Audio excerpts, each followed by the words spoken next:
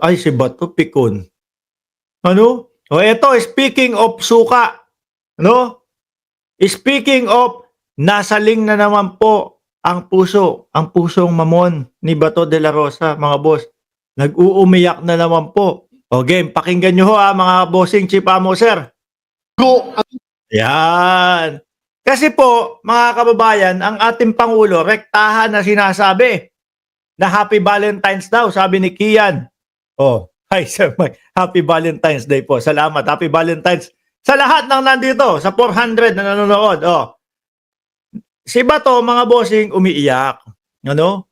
Okay lang daw po sa kanya. At proud daw po si Bato de la Rosa na namarkahan ng dugong kriminal yung kanyang kamay sa pamamagitan ng Oplan Tokhang ho nila, mga boss. Which is, rektahan pong sinabi ng ating Pangulo. Dito po sa aming mga kandidato, dito po sa aming mga tumatakbong senador, wala pong bahid ng dugo ang kamay galing sa Tokhang. Ngayon, sa pool, si Tobats, mga bossing. Oh, pakinggan nyo ho. Ang kandidato daw ng kabila ay may bahid ng dugo ang kamay. Oh. Dahil sa tukhang. Oh, edi siya yun. Di ba?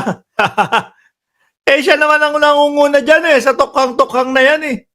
Di ba? Oh. Wala mang ibang involved yan sa tukhang kundi ako. Oh, ikaw naman talaga. Sige nga, ipagtanggol mo yung sarili mo. Di ba? Kaya, with all due respect, sasagutin ko lang po. Yan. Alam po ninyo mga kaibigan, kung yung aking mga kamay Oh. ay may bahid ng dugo, hindi ko po yan ikinakakahiya. Oh, okay lang pala sa kanya. Hindi nakakahiya yun. Ano po? Eh, paano naman mga boss? Yung mga bata, yung 6 na taong gulang, kasama din yung dugo dun. Nung 6 na taong gulang o 7 taong gulang. Paano naman yung mga nadamay lang? No? Dahil sabi nga, shit happens daw. Oh. Paano naman yung mga walang kinalaman sa droga? Tapos, nawalan ng buhay? Paano naman yung mga sinasabing nanlaban daw ho, mga bossing, pero hindi naman talaga. Gusto lang talagang yariin o patayin. Di ba, mga bossing? Oh. Kung yung aking mga kamay ngayon ay may bahid ng dugo, dugo ng mga masasamang tao. Hindi lahat. Kung Hindi lahat, mga boss. Hindi po lahat ng mga nangamatay doon sa EJK, doon sa kanilang Oplan Tokhang, ay masasamang tao. Marami po ang umiiyak, marami po ang tumatangis para po doon sa mga kamag-anak nila, asawa, anak, o apo na wala namang kinalaman sa droga. Mga kababayan, hindi magandang ipagmalaki yun. Ano po? Okay sana eh. Okay sana kung nagawa ng tama. Pero tama ba yun? 20,000 hanggang 30,000? Ang mga nangamatay ho. Tama ho ba yun, mga boss? At tapos sasabihin nila, para kami sa bayan, mahal namin ang pamamayang Pilipino. Kung mahal nila yan, mga boss chipamo, sir, 2-3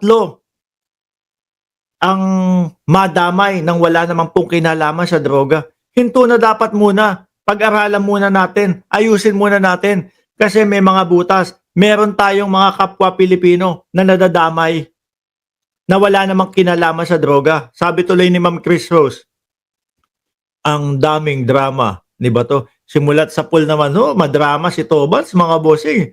Idagdag mo na kapag ka napag-usapan yung yung ICC, ay nako po, lalo magdadrama yan. Di ba? kailangan Uy, na madumihan ng dugo ng masamang tao ang aking kamay para maprotektahan ang buhay ng mga matitino, mababait at mga luhabay. kaso nga matitino yung ibang na mga nadamay nawalan ng buhay. Paano yun? Tapos po, mga kababayan, Ano ulit? Yung kanyang plataforma de gobyerno, ngayong tumatakbo siya bilang senador ulit sa re-election. Tukhang na naman. Tukhang na naman ho, mga bossing. Katok-katok na naman sa pinto. Knock knock, who's there? Tukhang ho. Ganun na naman. Akala ho siguro, mga kababayan, uubra pa. Akala ho siguro, mga bossing, meron pang Duterte magic. Di ba? Sabi ni Sir Ricardo Cruz, paano naman yung mga bata na napatay nyo ng walang kaalam-alam? Sabihin mo pang masama. Hindi ho lahat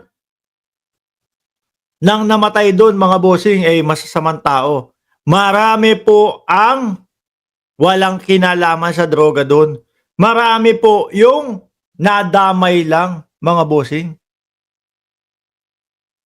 Di ba? Sabi ni Remigio Balondo, Sir, huhusgahan niya ng mga tao ngayong May 12.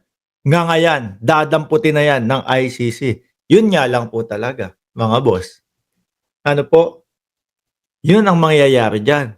Taong bayan ang huhusga sa kanila. Kahit na sabihin ho nila, mga bossing, kahit ho sabihin nila, mga kababayan, na maganda yung kanilang ginawa, ay nako, taong bayan pa din ho.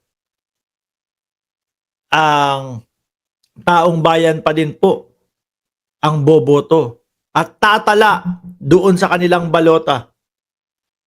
Mga kababayan, lalo po ngayon, nako, matandain ang mamamayang Pilipino. Nasa utak po nila yan kung ano yung mga nagawa ni Bato de la Rosa, kung ano yung mga naitulong niya habang siya ay nasa Senado, wala. Sama mo pa yung paglustay ng pera ng bayan. Dahil po doon sa mga pahiring-hiring na wala namang kakwenta-kwenta. Sayang, aksayado. Pahiring tayo. Baka sakaling madali ko ang First Lady o ang Pangulo. Baka maidamay ko dito, ganito, ganyan. Patawag si Kumar. Isabit natin si Kumar dito. Kasi best friend ng may kakilala ng Pangulo at ng First Lady. Ganun yun eh. Yung style na ho na yun, mga bossing, kaya wala. Diba? Halatang pamumulitika at halata na gusto lang pabagsakin ang Pangulo sa pamamagitan nung sinasabi nilang in aid of legislation doon sa Senado na pangunguna po ni Bato de la Rosa. Sabi ni Bensi Leonardo, sana nga matuloy na yung ICC. Ano ba maganda sa ginawang pagtutokhang nila? Baka sabihin na naman po ng mga DDS dyan, nako, kayo na naman. Kayo na naman na addict kayo. Sasabihin nila, addict kayo kasi ayaw nyo kay Bato, ayaw nyo sa Tokhang, ayaw nyo sa mga Duterte. Pwede ba? No? Hindi ba pwedeng lahat tayo ay ayaw natin sa ipinagbabawal na gamot?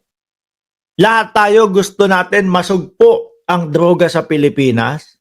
Kaya lang, hindi approve sa atin yung mga pamamaraan na ginamit nila o ginawa nila.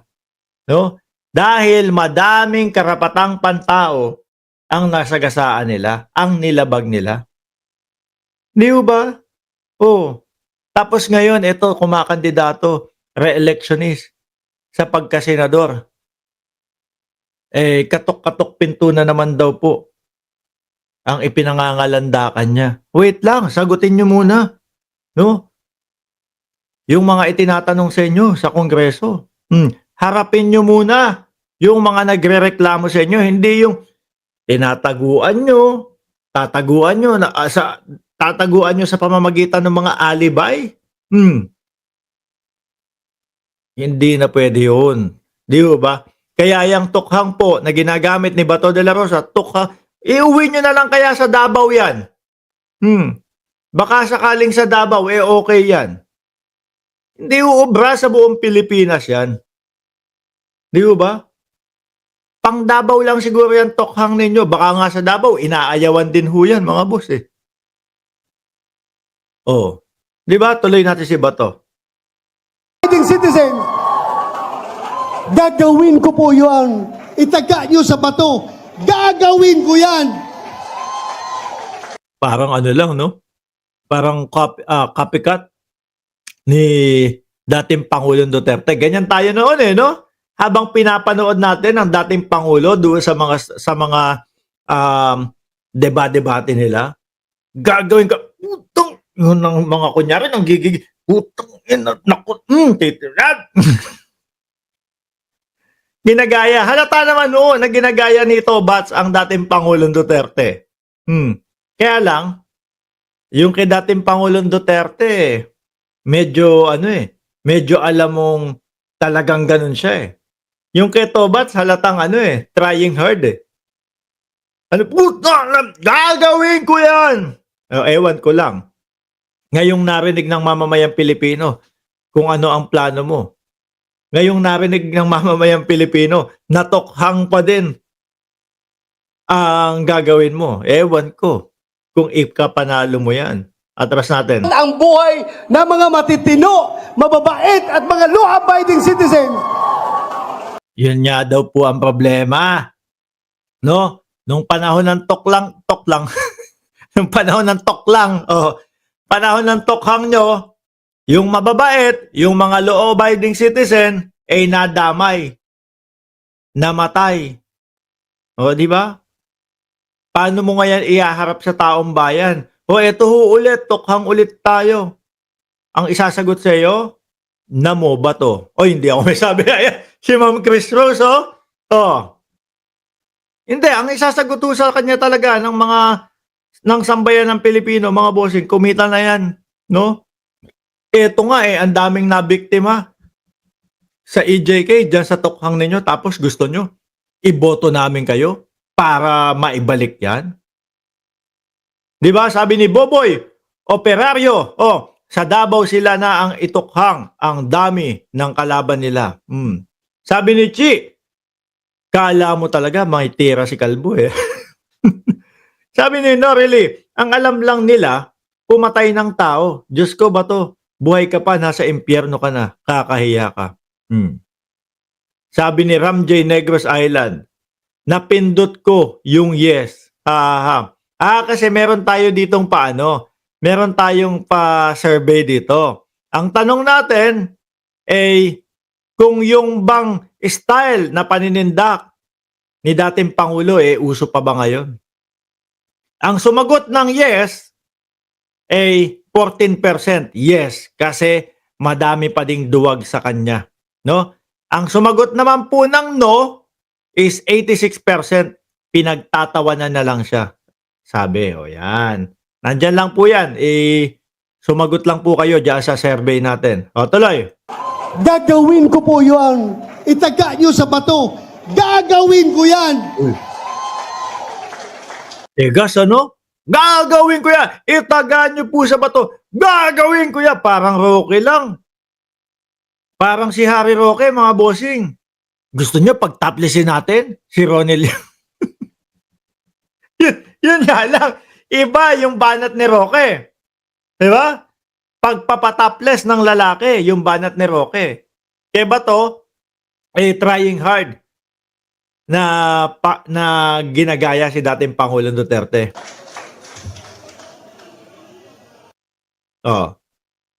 Diba? Wala na ho, mga bossing. Tabang na ho ang mamamayang Pilipino sa kanila.